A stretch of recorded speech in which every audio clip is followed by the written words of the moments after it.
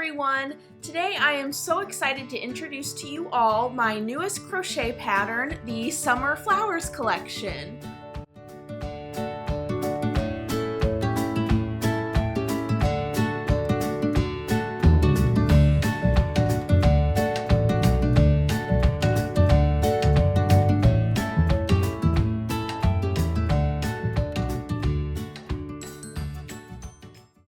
So for today's video, we're going to be talking about all the things about this design, about why I specifically decided to design the Summer Flowers collection, why I chose each of these flowers specifically to include in this collection, and then I'll also be touching on some of the more complicated or difficult portions of the pattern just to give you a breakdown of what to expect when crocheting this pattern. But first, let's talk about why I designed the Summer Flowers collection.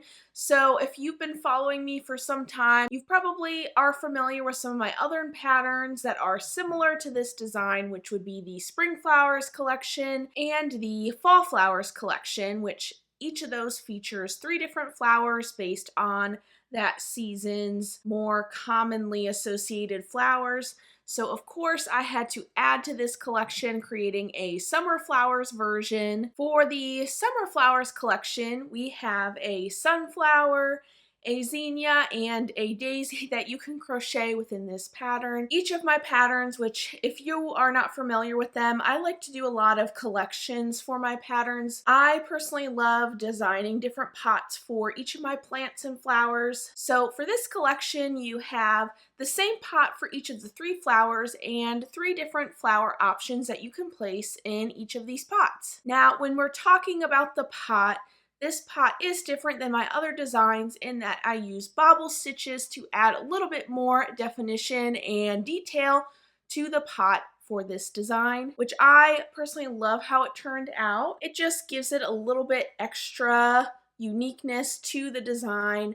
I love how this pot turned out, and I'm super proud with how it looks, and you could probably easily use this for other flowers or plants that you might want to crochet in the future. Another technique I love using in my designs that I've used in this design is crocheting in the front loops or back loops of my creations. So for example, the soil of the pot is crocheted using the back loops of some loops that are left over while crocheting the pot, which reduces the amount of sewing needed for this pattern. Really, I think the only amount of sewing that you need to complete this design is just sewing the leaves to the soil, and that's pretty much it. So if you're someone that likes low sew patterns, this may be the pattern for you. But let's talk about each of these flowers. So the first flower is our sunflower, which who doesn't love sunflowers?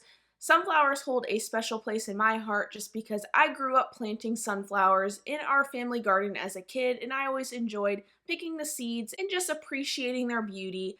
I also used to live right next to a sunflower field, so I always loved going in the fall or end of the summer to pick sunflowers and create gorgeous sunflower bouquets. So I am immediately drawn to sunflowers, which is why I selected a sunflower to have a place in this design. The next flower is the zinnia flower, which again, another flower that's highly popular over the summer, but I specifically picked the zinnia to have a place in this collection because I have always been drawn to zinnias. I love them. If you don't know this about me, I used to do home hospice nursing, and I had a patient that had a huge zinnia patch, and every time I'd go to visit this patient, they'd always give me a cute little and beautiful zinnia bouquet that I could take home with me, and I just learned to appreciate the zinnias. It just reminds me of that experience I had with that patient. So anytime I see a zinnia, it makes me smile a little bit. So I, of course, had to add the zinnia into this collection, and I think that you guys will love it too. And the last flower featured in this collection is the daisy flower. And for the daisy flower, I decided to go with 2 cute little daisies into this one pot. I love daisies. They are probably one of my favorite flowers. I actually have many patches of daisies planted throughout my garden. I just love them. When I was in college, I actually went to a plant sale and got one tiny little pot of daisies, and planted them in my garden at home before I now moved to the house I'm in now. And they just kept growing and growing until now I have multiple patches of daisies. And I just love how simple and beautiful they are. They're just effortlessly beautiful. They don't really have to try. They're not super bold like some other flowers, like the zinnia, for example.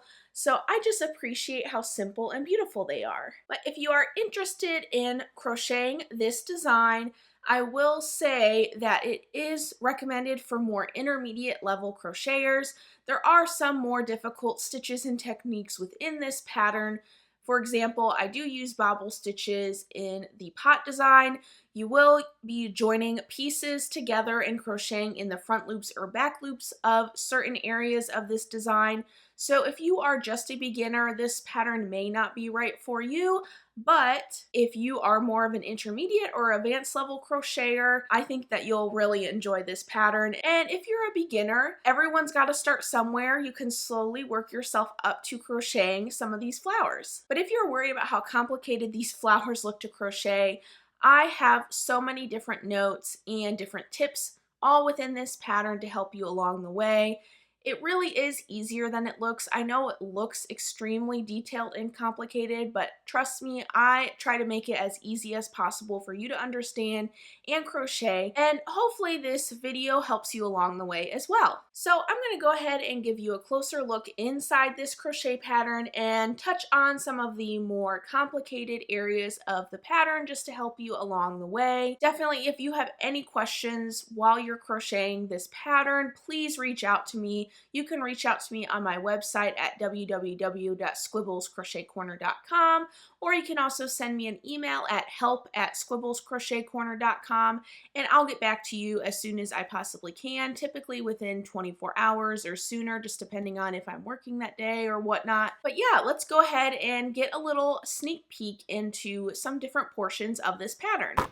For this pattern, I used Hobby Lobby I Love This yarn, which is a size 4 or worsted weight yarn in the colors brown, cranberry, light top, mid green, rosy cheeks, sun gold, white, and yellow. The other materials you need to collect is a size F or 3.75 millimeter crochet hook, some fabric glue, or some hot glue with a hot glue gun. I personally prefer to use fabric glue, but whatever you prefer to use, go ahead and grab. You will also need 4 stitch markers, each in a different color, some polyfill fiber fill stuffing,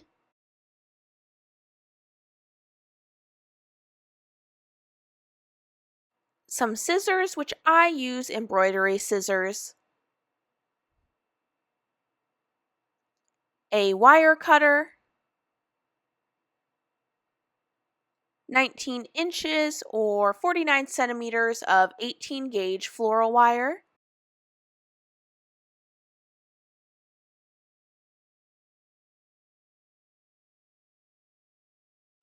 a yarn needle, which I prefer using a bent tip tapestry needle. I just find that this makes sewing so much easier. And then finally, a washable pencil or pen.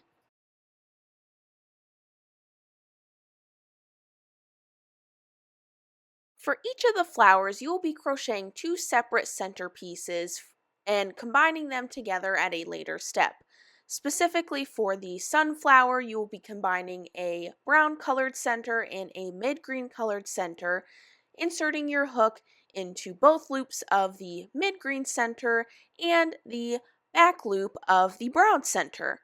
I want to note here that you want to make sure that the centers have the right side facing out, which typically when you are looking at the right side, that is the side that you are seeing here and is indicated by where your yarn tail is. The fun thing about this design is that each of the flowers has a unique back to each of the flowers, But I just wanted to note here to make sure while you're crocheting the little offshoots on the backs that you are going through both loops on the mid green yarn and the back loop of the brown yarn. So this is what the center of your sunflower will start to look like. You will notice here that we have the front loops of the brown center still remaining here, which is actually what we'll be crocheting our petals with. So we'll continue all the way around the center until we reach the final step. Before closing off the center of your sunflower, you will be inserting the floral wire stem into the center and securing with glue. And like I mentioned previously, you will have the front loops left over from the brown center, which is where you'll be crocheting the petals into, starting at the stitch marker you placed in the pattern. You will be joining the sun gold yarn with the front loop stitch in the brown center and then working counterclockwise as you work through each of the front loops in the center of the sunflower.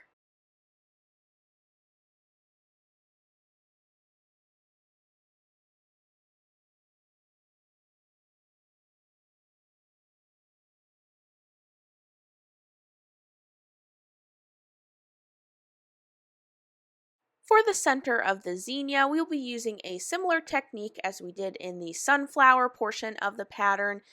For this portion, you are going to be combining the two centers, which you have one center in cranberry and one in mid green. So you will be crocheting into both loops of the mid green center and the back loop of the cranberry center. And just a note here again, make sure the right side of your pieces are facing out. The wrong side should be facing towards each other. This is where your different colored stitch markers comes in handy. You will be marking different points within the cranberry center of where you will be crocheting the florets and the petals. Crocheting the petals of the zinnia is probably my favorite thing in the pattern. Here I am working round 3 of the zinnia petals, which works around what we crocheted in round 2, creating the nice little formed petals that you see in the zinnia.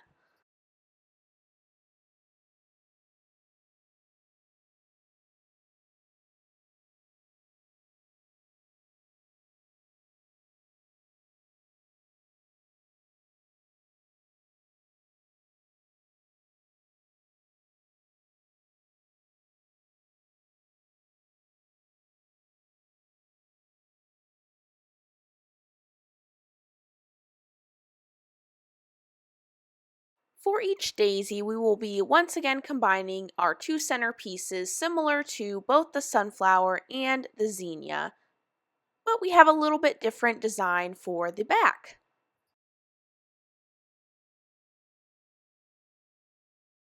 Similar to the sunflower, you will be crocheting the daisy petals in the front loops left over from the yellow center of the daisy. So you will be joining the white yarn to the front loop and then crocheting counterclockwise around the center to form the petals.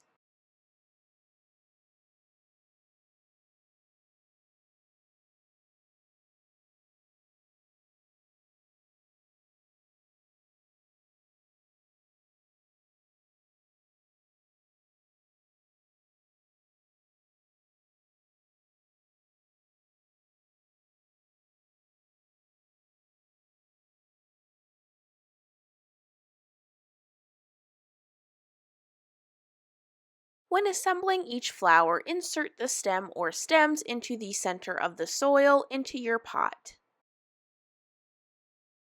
You will then be sewing each of the leaves to the center of your pot right next to the stems using the yarn tail left over from both of your leaves. I personally prefer to sew on my leaves with the stem inside of the soil, but I have had a few testers say that they preferred to sew the leaves before inserting the stems into the soil. So, whichever way you find the easiest, it's easy to remove the stem if you're having a difficult time sewing the leaves to the soil. But I hope you enjoyed this behind the design sneak peek of my new crochet pattern, the Summer Flowers collection. And if you're interested in purchasing this pattern, I will leave a link down below to my website if you would like to crochet this design. I am so proud of it. I'm so happy with how it turned out. So I was super ecstatic to share it with you all. And definitely, if you do end up crocheting this pattern, don't forget to share the pictures of your completed items with me on social media. Just make sure to tag my socials at Squibbles Crochet Corner, and I will do my best to comment on your posts and share them. I always love sharing the creations you all make from my designs. It makes me so happy. Yeah, I'm so excited to share it with you all. And I hope this video was fun and also helpful. If you would like to stay up to date on all things Squibbles Crochet Corner, definitely make sure to subscribe to my channel and sign up for my email list. Those are the two best places of where you can see new updates coming in my shop. I also just started a Patreon, so if you're interested in gaining access to all of my free and paid patterns for a low monthly cost, definitely check out my new Patreon community as well. But thank you all so much for being here and supporting me in my business. I don't know if I say it enough, but I really appreciate each and every one of you just commenting and interacting with me on my different social media platforms. Every purchase, every like, share just means so much to me. It's really been my dream to grow my crochet business, and each and every one of you just makes it more possible. But I hope that you all have a great week, and as always, happy crocheting. Bye, everyone.